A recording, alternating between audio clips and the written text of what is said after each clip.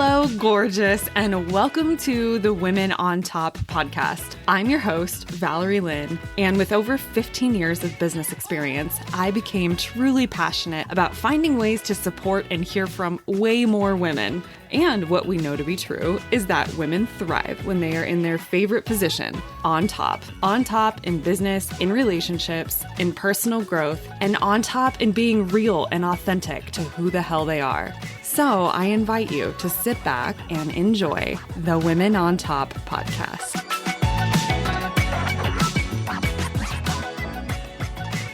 Yay! Oh my gosh. I'm so just full of energy for this episode. I feel like that's the best way to describe it. I have such an exciting guest here sitting with us. So welcome back to the show, everybody. Today I have someone with me who over a decade ago, she made this decision to step away from social media. And she was able to just find so much more clarity, joy, connection. And now she's on this mission and making it her total mission. And she has a passion for really helping people unplug and kind of replug back into what truly matters and focus on their life and what is just waiting for them offline. So I have with me Carly Burr, who is an author, a mom, and she is also a founder of the Offline Worldwide Movement. And I am just so thrilled you are here, Carly. Welcome to the show. Thank you so much, Valerie. I'm so excited to be here. Yeah. Okay. So I'm just going to kind of dive on into it, but you have this really amazing tagline, I think, that says the best things in life are offline. And so I want to know kind of what is it that exactly was that moment for you that really sparked this idea to get offline in a world that relies so much in really being online? Yes, absolutely. So it's so interesting because it didn't come. Sometimes like when I say, hey, yeah, I'm not on social media, like it makes me cringe because it's not like the most life-altering confession or like I didn't have a near-death experience, like changed everything for me. But it all kind of just began with a nudge. And I was actually about to publish or launch a fitness blog in 2015. And so very opposite of what I'm doing now. But I had kind of a course correction in this moment when I went to publish this fitness blog. And it was just one of those moments when I didn't know why I felt like I shouldn't be publishing it, but it was very clear to me that like this was not the path that I was supposed to take. And so I'm like, okay, well, it's 2015 in Utah. Okay, I live in Utah, specifically in Utah. Bloggers, it's like, I swear Utah was one of the main starting places for some of the biggest blogs. And so it was going on a lot around me, and I was seeing a lot of it online. Like, this is what people seem to be doing. It seemed to be the popular thing. And so I was going to jump on board. And it wasn't the right thing for me. So I listened to the nudge and I decided to not publish the blog. And I'm like, okay, well, then what am I supposed to do? Because this was like a step toward a direction that felt like it could be a good thing for me. People have always asked me about fitness. And so this could be a way that I could help. And then I just felt like I need to create some space because clearly when I thought about actually launching this blog, now, like in that moment, I was like, okay, well, would I actually even want to do this? No. Like I felt relief in the fact that I felt the nudge because I was like, this isn't something that actually aligns with my values or how I want to be portraying myself or showing up in the world. And so I had realized how disconnected I'd become from myself in that moment, from all the consumption of what was going on around me online. And so that's when I decided, in order to create space, I knew that for me, that was getting off of Instagram. I needed to just take a moment to step back and figure out what to do next. But I knew that eliminating Instagram for that time was necessary to create the space to like get some sort of clarity. And so I didn't have this plan to like leave forever right out the gates. I just was like, I'm going to get off for a while. I didn't have a plan in place. I didn't like launch a blog the next week sharing my experience or start a movement. I just lived my life. And I just didn't realize how much I would experience life differently once I made that decision. And so that was it in a nutshell. I tried to keep that really wrapped up, but that's honestly what got me offline, was just to create space and not do the blog. And I'm like, okay, well, then what am I supposed to do? And then that's how I landed offline. It was too good that I couldn't go back. I really like that. It was too good that I couldn't go back, but it wasn't like your initial plan. And, No. following those nudges can Hmm. be really hard because I think Yes. sometimes we like our ego. I know I've done this where it's like, oh, I should be creating this, whatever, this Yeah. business. And Hmm. then you have something that prompts you to kind of have this moment of like, is that right though? Is this really what Hmm. I want to be doing? And why do I feel more stressed about it that I feel good about it? Like, Yes. Right. And it's hard though, because you're like, well, or is this just like the part of the process where I'm just supposed to right. push through this and keep going? Or is this like, maybe I should take a second? It's so hard because it's not clear. It never like makes perfect sense in the moment. Yeah. And so it is interesting, but I think that it's powerful to listen to nudges in a certain way, especially if we have them like reoccurring, Yeah. to like at least take a second to like think and sit with it and see what you feel is right. I don't think we give ourselves enough credit for knowing Mm. what is right for us. We always look to other people to tell us what we should do before looking to ourselves. Did you have anybody who has ever said to you, like, I think this is crazy, or I don't know, had some, resistance to what you're doing? Yes, absolutely. And I feel like more so at the very beginning. And I feel like people almost took it as like, oh, you're a do-gooder. Like you think that you are better than us because you're not on social media. And I'm like, not at all. It's almost like, do you want a gold star or something? Like, good for you. You're off social media. And I'm like, no, I don't. I just found something that feels really good to me. I don't even know why me, Mm. but like this feels great for me.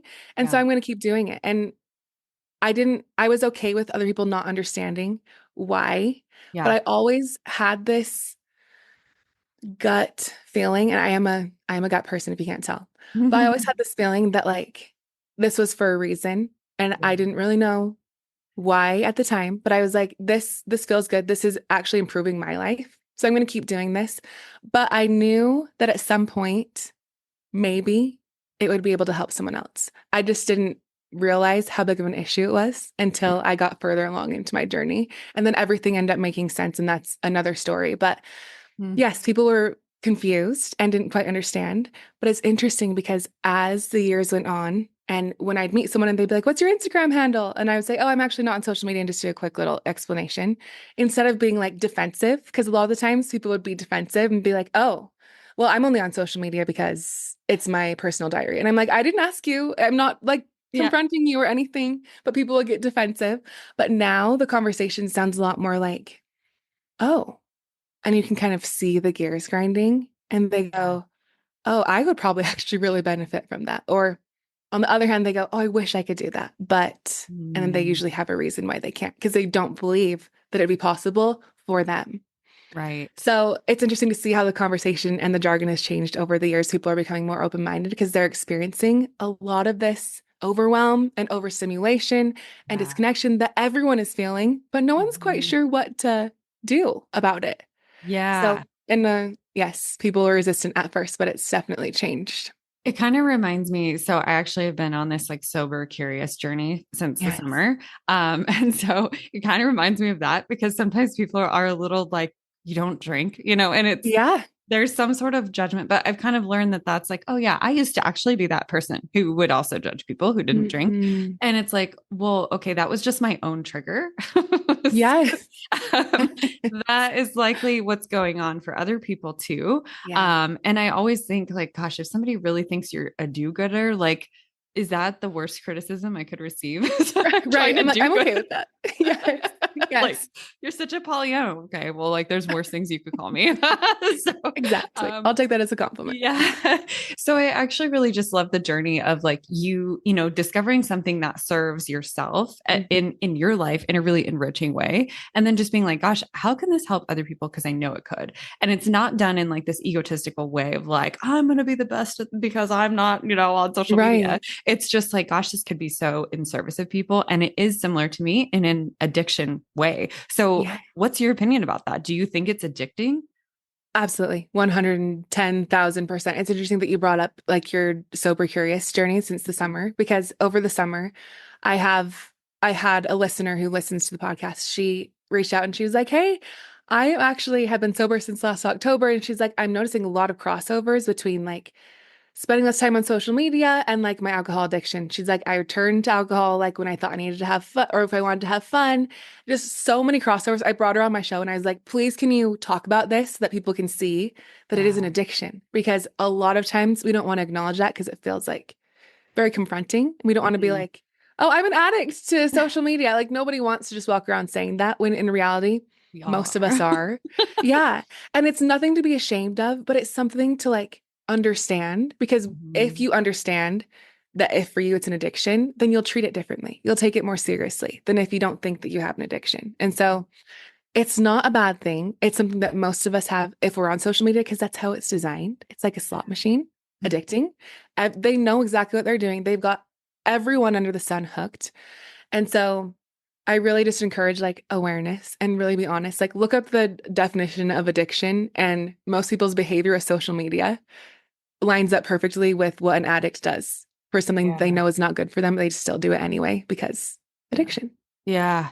I've also noticed for myself with social media, it will like burn my nervous system out. Like I can Yeah. almost just feel it, especially if I'm stressed. Like it's so interesting. You notice your behaviors. If you start noticing, these things, you become more emotionally intelligent. It's like when I'm stressed, I am turning to social media more. It's not Mhm. interesting that Yeah. those go hand in hand. I'm Right. just scrolling like a mad woman. Like, what am I scrolling for? Right. So, what are people getting by going on social media? Like, what are you finding that, what's the benefit and what are they looking for? So I think social media has tapped into like the most basic human needs, which is like to be seen and to be heard. And it's such an easy way to get that like hit of dopamine as if you're being seen or being heard. And on the other side, like what you spoke to of like just like scrolling for what reason, it's like a distraction. Like you're in a situation that you're like, oh, I just don't want to be doing this or think about this right now. Like, can I numb out doing something else? Which is also what people do with alcohol, right? It's like a numbing agent. Totally. And so, honestly, the biggest things that it comes down to that people are relying on social media for are the need to be seen and the need to be heard. But tied in with that is validation because we all need it. Like, we all want someone to like tell us that they see us, that we're doing a good job in life, that, if we're having a hard time, we have someone to lean on. But the problem with relying on social media to get that is it's very surface level because oftentimes we're not talking about, and we're not supposed to be just like sharing everything that's actually going on. It's very on the surface, which causes even more problems because it gives you just enough of the Mm. being seen and just enough of the being heard that it like will satisfy you for a period of time. But then you need that again because it's not going like deep enough on a soul level. And there are like, those are the main that I like to talk about. But inside my book, I go over like 6 things that people rely on social media for. And I'm like, these are lies. You don't have to have social media in order to have these things. Like people are so worried about being bored. Like, how do I fill in my spare time? Which sounds so silly, but it's real. I'm like, think about it. When you have a spare few minutes, most people are going onto their phones. People are worried about becoming irrelevant and not knowing like what's going on in the world. Like, how do I stay current and not just become a hippie in the hills if I'm not on social media? And like connection. How do I get that connection? Some people don't know how to make friends without social media. Some people don't know how to get over FOMO. They're so worried about missing out. So there's a whole lot of things tied into why we're relying on social media, what we're getting from social media, and it's pretty unique to Yeah. each person. But the standard is like the seen, being heard, and getting the validation. Yeah. Even though it's not like deep validation of like who you are, you yourself giving you that validation, Yes, you're like getting the exactly. surface level. So the other thing that's interesting that I've noticed again for myself is that it's not only positive validation, but sometimes I'm like reinforcing negative stories about myself. It's almost like this self-sabotage Mm, thing. And I don't know really where that comes from, but sometimes I'll be scrolling and I feel worse afterwards because I'm yeah. like, oh, of course she's doing whatever. She's a Hmm. mom and she's, podcaster making millions of dollars, whatever. Yeah. And I just have even more of a reason to like, I don't know, like not be loving myself. And Yeah. so it's interesting that it validates on that negative side of things too. Yes. And I wonder how much you're seeing that, especially for women Oh my in the gosh. community. Yeah. That is actually such a good perspective and like point to come at it at. And this is perfect because literally like 3 days ago, I got this email from this amazing musician who's out of Virginia. And she's like, hey, I just found your website. And she's like, I have to just share a little bit about my experience with getting off social media this summer. But she had said, like what you're saying in another way. She's like, I love to create music. I love what I do. But she's like, I found myself going on social media and being like, I don't just want 3,000 followers. I want 15,000 followers. And she's like, I would start getting bitter. Like I get a DM for an opportunity. And I was like, not really interested because I was just numbed out to all of this noise. And she's like, it started to make me question if I should even be creating music anymore. And she's like, when I know I love music at my core, but social media is making me hate it because everyone's always further ahead than I am, or I'm not actually as good as I think I am. And so it's just constant like, oh, yes, I'm not good enough. I'm still playing in the same old bar for the 50th time, getting the same paycheck. But she's like, but I actually love that. Like, why do we feel like, and this is a lot to do with social media because it is the highlight reel. Why do we feel like our success must mirror other people's success? And if someone else's success is a huge band, and I'm not saying we shouldn't shoot for the stars, absolutely we should. But if we don't enjoy our own journey along the way of not being at the top, but like working our way there, then we miss everything. We miss the whole thing. Like if you talk to people who have made it in the music industry or people who have a way successful business, a lot of them will say that they look back and they're like, oh, my favorite part of this was the journey getting here. Yeah. And so I think it's hard because social media, we just see everybody seems to be at their highest. But when we look at ourselves behind the screen, it's like, it does not match up. We are nowhere close to that, but we actually have no clue. We have no clue. And so it takes us away from enjoying our own unique journey, which is so frustrating. It's so hard for me. This is why I'm so passionate about this. I'm like, each of us are supposed to do this differently. There is not one way. There should not be one way. We should not all have the same success. Like we need to find what is right for us and be okay with that and find peace in it. And that will be so joyous throughout your life instead of constantly comparing to everyone else because you're always going to fall short. There's always going to be someone further ahead, someone better. Mm-hmm. And you just miss the joy of the journey. And I'm sorry I got off on a tangent there. No, I love it. That's like the whole point of this. As you were talking, it makes me think of like we almost have this like epidemic of people feeling unworthy. And I feel like social media is just like driving the stake into that further and further because we are setting these calibers and these bars for ourselves unconsciously, even just from social media, from this world that we feel like we have to be so connected to. So I want to know more about how you experience this. And like my biggest thing is one of the reasons you brought up, which is like, how do I stay connected to people? How do I know what's going on in their world? Because a lot of times people who maybe I'm not like text friendly with or phone call friendly with, I like to see their updates and what's happening in their life. So how do you stay connected to people? How have you learned to develop friendships outside of Facebook, Instagram, TikTok, all of it? Yes. Okay. So I love this because I just actually met someone at the park the other day and she was like, you're not on social media. She's like, I don't know how I would stay connected essentially. And so it's one of like the first things that pops up. They're like, how though? And it's almost like a shift in mindset and like a shift in understanding who you actually need to be connected to and who actually matters.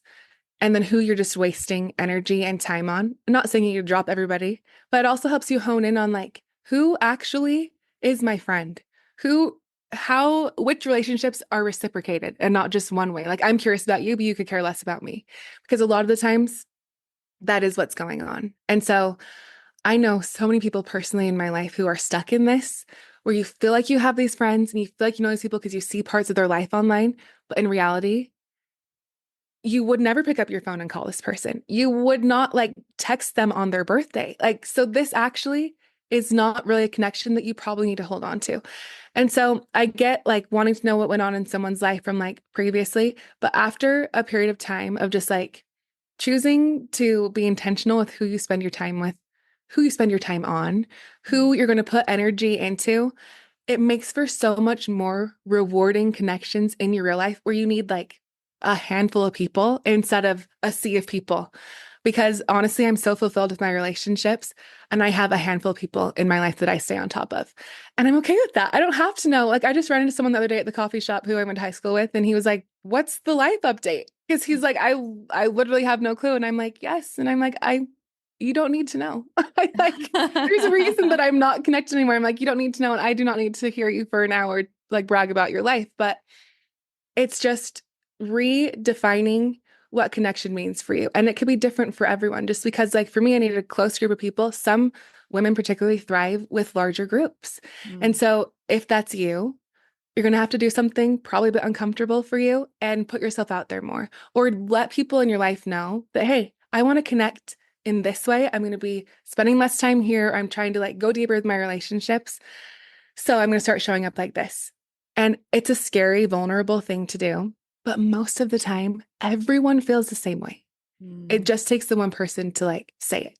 Yeah. And then quickly you'll be able to find people who are like your people versus who aren't. And so it helps you reserve energy and space and time on the people that actually matter, because we just get stuck thinking we need to know about everyone's life and we don't. And it takes up space in our head and we don't realize how it affects us Yeah. seeing things from people's lives. Like, it could be 1 second you get onto Instagram and the first post is someone announced they're having a baby, and maybe you've been trying for a while. And so that just kind of sets your day off, because all of a sudden you're like, oh, I'm reminded that I still can't have a baby. Like, just those types of things, they affect how you're experiencing life day to day. And we just don't pinpoint that part of the feelings that we might be having. A lot of them can be coming from social media. So with Mm. connection, rethinking what it means for you, understanding how you need to connect personally. And if you don't know, then start trying new things. If you're like, I've disconnected this way for so long, then just take a step towards something you're interested. Look back at when you were a kid and how did you make friends? What groups did you feel comfortable in? And then maybe start there. Yeah. Gosh, that's something that we don't think about. Like, we don't Yes. consciously evaluate what to me is my method for connection. How much Yeah. connection do I need? How deep of, the connections do I need to have with who? And like, we don't really sit and evaluate that. So I think that's a really profound thing to ask is like, what do you need for connection? Because once you know Exactly. that recipe, you can go out and find it versus what I think a lot of us are doing, which is just by default, we think we're connecting, but really we feel we're like the loneliest that we've ever been. It's so true. We really Yeah. are. Yeah. So I think that it's not working. It's clearly not working because it's not one size fits all, and we all are trying to fit into this box that we're not supposed to fit in. We're not even supposed to be in here, a lot of us, and so it's causing major, major issues in other areas of life and society as a whole. And I feel like there's a lot more coming up about this right now, which is really exciting, Yeah. and it's great, and it's so needed because we do need to come back to ourselves and what is best for us, because we are so used to just looking to everybody else for the answers for our lives instead of turning inward. I wonder how many more people would be able to get really clear on their purpose and their creativity and their mission in life if they tuned out some of the noise. Like, I really wonder Wouldn't it be cool to how, put a statistic to that? It yes. would be amazing. And I'm sure so many people would be able to get more clear, because you get like the line between what you want or like who you are versus like who you Yeah. think you should be, what you think you should be doing gets so blurred when you're like constantly consuming what everybody else is up to. So that would be fascinating to like know how many people would be able to actually find clarity. Yeah. What is it that, I mean, obviously this whole thing, it like bothers you to the point that you are trying to find ways to help Yeah. bring solutions to it. But what really like right now is keeping you up at night? Like, what's the thing that's like bothering you the most about this? What bothers me the most is that people don't think that they have a problem with it. They think that it's an everybody else problem, but not a they problem. So it all comes back down to awareness. There's not enough awareness about it and enough willingness to be honest with yourself. And so I'm trying to just have these conversations, because it's almost like you can't unsee it once you see it. And it's not a shameful thing, but it's something that we can take back so much of the however we experience our life, the power, the control of that, if we can just be honest about our habits and behaviors. This goes beyond social media in any area of our life. Mm. But that's what keeps me up, is that there's not enough awareness around it. And I'll talk to people to this day, and a lot of the time they'll be like, oh, that's so great, the young people, or like the teenagers or the kids. And I'm like, no, no, no. Yes, the kids and the teenagers, yes, they're so important. But you too. I'm like, us right here in the middle, we need this more than anybody else, because we're so thinking that it's their problem, but we are the examples. We are the ones who are going to be creating the change. So Yeah. we need to pay more attention and look in the mirror.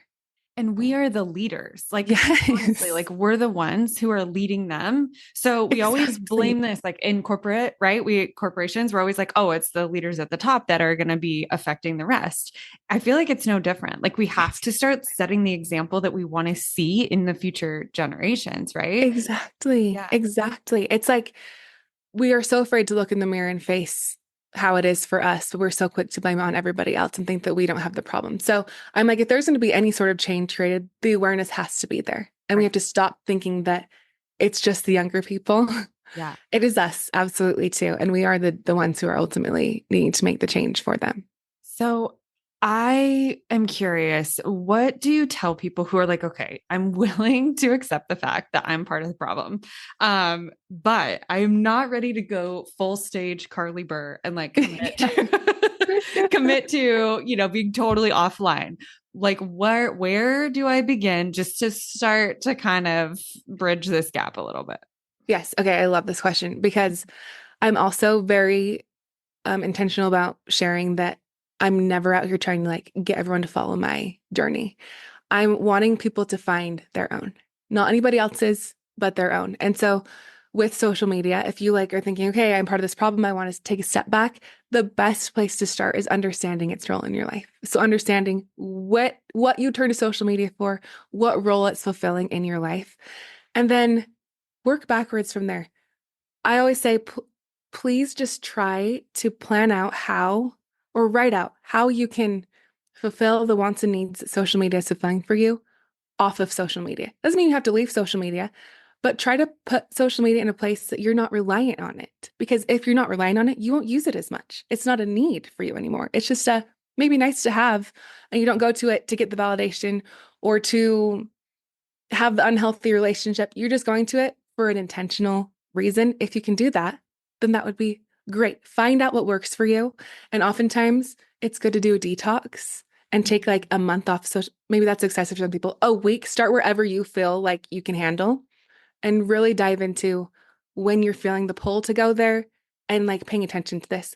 Okay, I'm off social media, but I'm really tempted right now because I'm sitting in the waiting room at my doctor's office and I'm feeling uncomfortable. This person sitting next to me, I want to go there. Or I'm home and the kids are playing and I'm just kind of bored. So I'm going to turn. Whatever it is for you, just know what moments you're turning to it and what that need is fulfilling, whether it's boredom, discomfort, you're feeling low on yourself, you want to post something to get a boost of dopamine for some validation, whatever it is, pinpoint those things because without knowing that, it's going to be really hard to make a change and make a lasting change. It's easy to Yeah. do something for a period of time, but if you want to like actually change the way that you interact with it, you have to know how it interacts with you right now in order to know where you need to make adjustments. So, Mhm. starting with the detox is great to figure out how it sits in your life. And then when you go back, if you go back, implement it in a place where you're not relying on it. Maybe like schedule in the middle of your day. I'm just going to go check for 15 minutes from 12 to 12:15. I'm just making this up.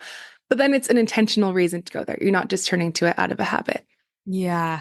I love like what you said too about I'm making it a priority so that people know they don't have to follow exactly the way I did it. They just Yes, need to figure out what's right for them. And exactly. part of that is just starting to track it. Like, when do you feel the nudge to go on it? And I think the other piece to this is it's not going to feel good. It's like any habit. You're so Right. used to like having dessert after dinner or whatever, and you're trying to break a habit. You're like, this feels like it doesn't feel good at first, but eventually I think there's a lot of benefits to it. And I'm curious that too. What are some of maybe the top benefits that you saw from it that maybe were unexpected? Like we all kind of were Mm, like, oh yeah, it's good for you. Maybe you don't feel, I don't know, as addicted or frazzled, but what are sure. some of those things that you're like, oh, maybe I wasn't expecting that, but this was like a benefit that happened because of it? So one of the main ones for me was feeling peace because at the time that I left Instagram initially, not with the plan to leave forever, I was in this like super insecure, unsure season of my life. I was in the messy middle of everything. And when I got off of Instagram, I was still in the messy middle. I was still insecure about where I was at, but I was okay with that. I was like, oh, this doesn't actually feel as bad. I don't feel as behind or like the pressure to figure it out right now. I feel okay that this is my path. And so, honestly, the peace that's created in the space to be able to hear my own thoughts and to feel and to think and to pay attention to what's going on in my life instead of obsessing over how it looks to everybody else, that changes the way that you experience life. It does. 150%. So peace in the messy middle. I could still be a total shit show behind the scenes and feel totally fine. Obviously, I'm a mess, so I'm still struggling, but like I'm not like comparing my path to others. Right. And so that creates a sense of like, okay, I can figure this out. This is my journey, and I'm okay with that. This is part of the process for me. Yeah. And so that's probably what I would say is the biggest benefit that I experienced. And did you ask me what other people experience or what I'm seeing that people are experiencing when they go off? Or did we not get Let's there? go there because I'm curious of kind of those themes and the patterns that you're noticing. Okay, so a lot of them are similar to that, where it's like, oh my gosh, life feels like it's slower. That's another one. I feel like I've slowed life down. I don't feel like I'm constantly in a rush to figure things out. I feel like I'm enjoying the simple things that I just have not enjoyed anymore. It creates more satisfaction in your day-to-day life with the little mundane things that actually make up a really full life. We don't need all this external stuff if we can find the joy in the simple things that make up our daily life. And another one that I see often is clarity, like we had talked about. Clarity. Oh my gosh, you have space, and space opens up so much room for clarity. It doesn't guarantee you answers, but it does guarantee some space to have some clarity. Yeah. And all these things tie back into like quality of life. So an overall shift in the way that you experience your life is unique to each person, but they all funnel down into how they're experiencing their life day to day. Gosh, I mean, so many people right now are searching for peace and they're searching for this happiness, this contentment, these things that seem to kind of just elude them. And I feel like maybe the answers are kind of right here in front of us as to what you're sharing. I think it's just so profound. I mean, this is really why I invited you on. So I didn't even get a chance to explain, but for everyone listening, I heard Carly talk on a podcast and her story just resonated so much with me and her mission. And I really don't know anyone else who is doing this. I really don't. I feel like it's very bold work. And anyone I'm inviting onto this show is somebody who's like a woman standing in her power, doing bold work to help shatter glass ceilings. And that's exactly, that's exactly what you're doing. But also for the women out there who are like, I want this to somehow be like, I don't know. I feel like a lot of like motivated women listen to this and they're ambitious. This is also to me a productivity hack, like everything. And I need to do a better job at this actually myself. And so, we're in the new year, like when this comes out, it's going to be in the new year. And I just feel like, man, this actually really contributes to goals and to what you just said. People are able to get more clarity. They're probably more efficient. They're probably more clear-minded because you're eliminating some of that clutter that lives in your head, right? Yes, absolutely. Yeah. Absolutely.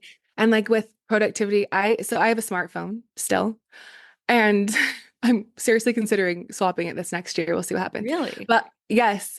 So they just come out, this is sorry, off topic a bit, but as to like smartphones, I've been watching this phone. It's called the Light phone. Yeah. And it doesn't have internet, but it has maps, it has podcasts, it has notes. They just added a camera, which has been my thing because I have 2 little kids. I'm like, I have to be able to like, take pictures of them and like home videos. That's an essential for me. Right. And they just add that feature on the new one they're releasing this next year. So I'm like, oh my gosh, so close to pulling the trigger because I would love to not have internet on my phone. While it's so nice to have, it can be a distraction. I'm not even on social media, but if I'm trying to like get focus work done, I have to leave my phone in the other room. I have to put it in a drawer, or I have to like zip it up in my bag if I'm at the coffee shop. Like it cannot be out because it's a distraction. Yeah. Yes. I think I need to start doing that more actually, like put it in its own bag. Like that's actually a really good tip too, is like put it somewhere else, like physically, so that you have to like take steps to actually get you cannot just reach for it. Right. Yeah. I feel like you think twice, and if you really need it. Yeah. Lock it in a box, maybe. One of my goals some people do that. In 2025, like I really want to do like an overnight somewhere and just like, forget about the phone for that night and just like really just get to like, I don't know, paint or write or just like really be creative. And that's kind of one of the ways that I want to start practicing, like being less connected. Yeah, that's great. So I think that's such a great idea. Yeah. I feel like there's these little, like, you've probably seen people get so creative with it as far as like, what are the little like methods to making sure that you're unplugging. And, Yes. I feel like the more that this becomes popular or just the awareness is out there, I think the more that we're going to see some interesting movements around it. Oh, Um, absolutely. and so for you, I'm curious what is something that's exciting right now for you that maybe you're working on? And what's kind of exciting as far as this movement just in general? Oh, okay. There's so many things. But at the top, I'm so excited because the start of 2025 in January, I'm doing my first live in-person event, which I've been wanting to do for like 7 years because it's at the core of everything I do, is like bringing you back to in-person relationships and connections. And it's all about unplugging. So it's leave the phone at the door, come have a full immersive experience. And I'm Oh, so excited about it. Um, yeah. and so I'm excited for this in 2025 to be the year that I start hosting these things in person because there are so many great ways to connect with people online, which I've been doing up to this point. But it's come to a point where I'm like, what is needed is to get in the room. People need to Yeah. come and be together. And so that's so exciting. And it's also exciting as far as like just offline and like the movement. I just recently started writing on Substack, which I had no clue what Substack was like 6 months ago. And it's interesting because there are quite a few people on Substack who are also doing something very similar, like writing about living more offline. And Mm. I'm noticing a lot of users of Substack are not on other social platforms. It's like the place almost people are going once they leave traditional social media. And it's kind of fascinating. I'm just trying to learn it right now. And I'm not taking time to learn it because I just don't do social. And it's another form of social. I just like to write. And so I'm just going on and I'm writing and putting up my posts. I'm not like trying to dig deep into the Mhm. behind the scenes but I'm noticing that this is a conversation that is really picking up. And it's so exciting to me because I made my first video on YouTube in 2018 about why I deleted Instagram 3 years ago at the time. And nobody was talking about it. And my Yeah. husband always tell me, he's like, I think you're just a little early. I think people aren't quite ready to like consider that. But it's really cool to see that there is a major shift happening. And it is so exciting. And people are waking up and awareness is starting to spread. And people are starting to see the negatives and positives to taking a step back in whatever that looks like for you. But there's just big things happening in the world with like people being so burnt out with the way they've done things up to this point and they're wanting to change. Yeah. Oh, that's so cool. It like fuels me a little bit too. I'm not even necessarily part of the movement, but I just can't. I can only imagine that this is a direct contributor to the rates of depression, Mhm.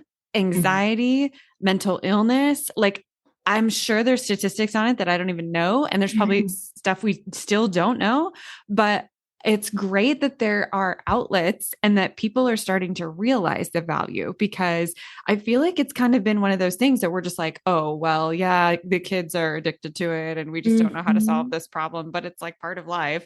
Yeah. And I just it's kind of annoying to hear that now because it's like, well, for one, we're all addicted to it. And for two, how do we contribute to making this better? Right.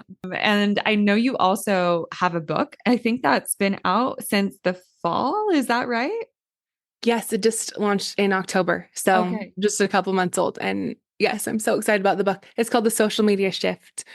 And it's not like an anti-social media book. And I say this in the opening because I'm like, people are going to be turned off if I'm like, get off of social media. Because again, that's not, well, of course I believe that because that's how I live my life. I also know that everyone's path looks so different.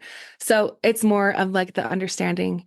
The tagline is rethink social media, reconnect with yourself, and rediscover life offline. And I've been getting such great feedback from the book. It's short and compact, but it asks you very thought-provoking questions so that you're forced to like understand how it works in your life and have realizations. I've had friends texting me saying, I am so grateful for these questions because it has actually made me totally rethink this. And one of my friends in Florida, she's like, I'm getting off of social media. And I'm like, that wasn't like the intent for everyone, but I'm like, I'm glad that's what you heard and what you felt in creating space, like through reading the book. So, Ah, yes. yeah, gosh. I mean, I'm just thinking of what else, can you say to maybe the person, like, cause I'm thinking more about like, the woman who has a business Yeah. and the woman who is like, gosh, I make all of my sales and like, this is how I get customers or clients. What would you say to that woman? Okay. So this is an interesting question because I think, my friend Shelby Claymont, I think you actually had Yes. her on your show not Yes. very long ago. So we've had a conversation about this. And I so love what that she you guys does, are friends. That's awesome. I don't yeah, know. I know it's not funny.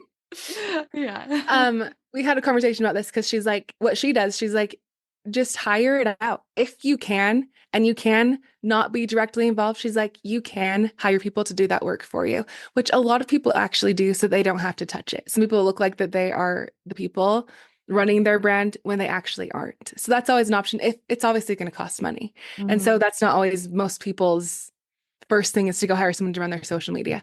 But another thing is like, okay, if you know you have to be there, it's how you get your clients.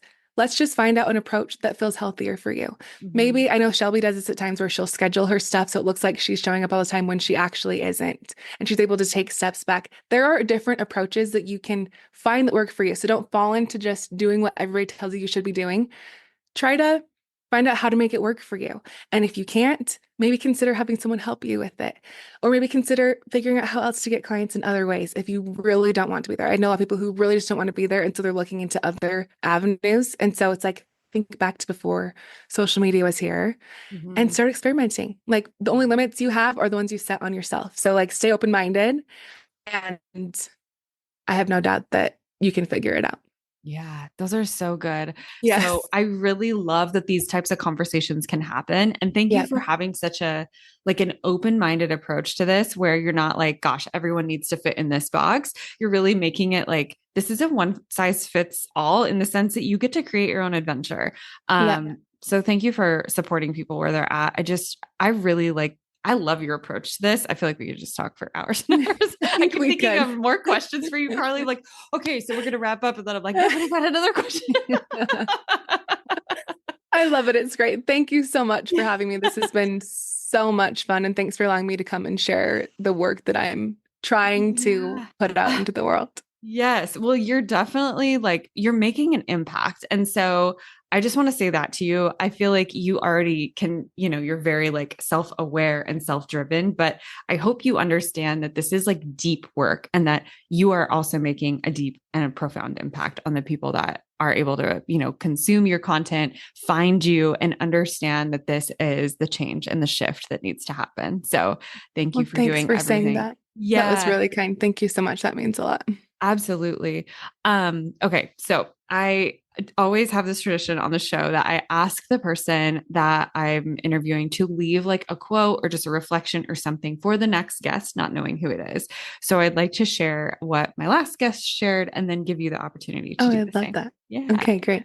So the last guest I interviewed said, like kind of short and sweet, but I really like it. She said, your superpower is your reflection. Mm. And I just really like that because I hadn't really heard it that way before. And then she added some context to that, just saying that, no matter who you are, like you could be a woman on top, you can be anything in the world. But regardless of all of that, make sure you are true to yourself. Mm. And when you look in the mirror, that is the person that you're going to sleep with at the end of the day. Oh, I love that. So I really thought that that was kind of timely for this conversation, honestly. So Yeah, it is. That was perfect. I love that message. This is so cool that you do that at the end of your show. That's really powerful. thank you. Yeah, I really enjoyed it. And selfishly, I always need to hear whatever they share. That was So, great. Thank you. so I'd love to give you the opportunity to share something, whatever's Yeah. on your heart or whatever you feel called to share for the next guest, not knowing who it is. I think I would say follow what feels right for you, even if it doesn't make sense to anybody else at this time. Sometimes we feel like if we're not receiving like immediate validation or accolades or whatever it is, if we're not having the impact that we want to have, we think we might be on the wrong path. But I think we need to trust that we have chosen something for a reason or it's been placed upon us and we know more than we give ourselves credit for, and to look inward before looking for someone else to tell you what you need to be doing next. Ah, I love that so much. I feel like again, I just needed to hear that myself, but that you get to validate yourself and that no one else, like, even if it feels crazy, you get to be the one to sometimes go first. Yes. Yes. I am in admiration. Like, I have such admiration for you in doing that during a time when it wasn't cool. I always love women who are like, I followed this mission and this journey, even when it wasn't popular, because I just had this fire in me that this was the right thing to do. So Yeah.